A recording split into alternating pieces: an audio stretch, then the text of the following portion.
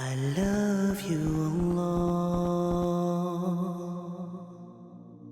A man or a woman who fantasize sexual thoughts. Now, scholars have differed. Schools of thought said that he's sinful all the way because he's bringing these thoughts to himself. Other school of thought said, no, we have the principle which is mentioned by the Prophet ﷺ, that Allah has forgiven, has pardoned my ummah for my sake for whatever intrusive thoughts that they have, as long as they do not talk about it or act upon it.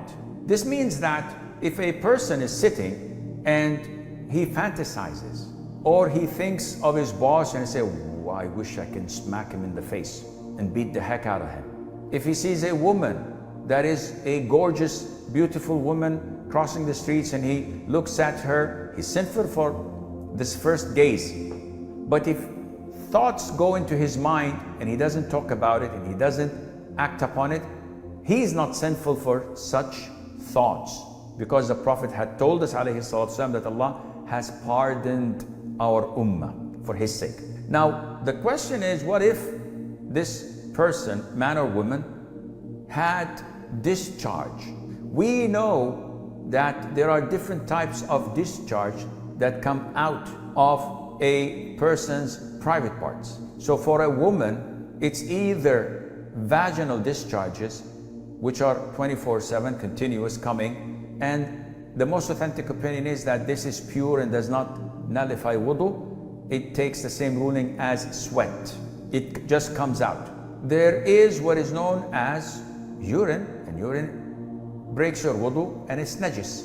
There is also what is known as madhi, prostatic fluid, and this comes whenever someone is in situations of intimacy, flirting, or thinking about sexual thoughts. This madhi or prostatic fluid is emitted. This breaks wudu and it is najis.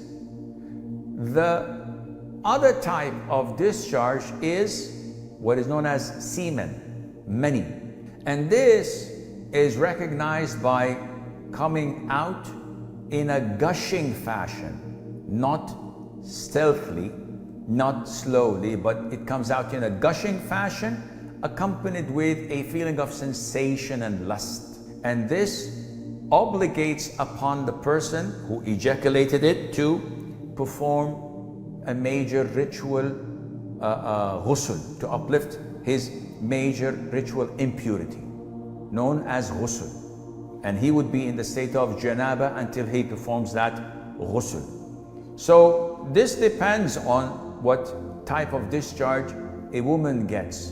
But to answer the first question, or the first part of the question, these thoughts, intrusive thoughts, are not sinful. Are they recommended, Sheikh? No, of course not. It's best for you to stop it, because Satan may utilize them, not in the near future, but later on, when he starts building scenarios in your head. If I did this, if he did this, if she did that, and then it would make one's evil soul look up to it and say, when would that happen? So this is definitely not a good thing to do.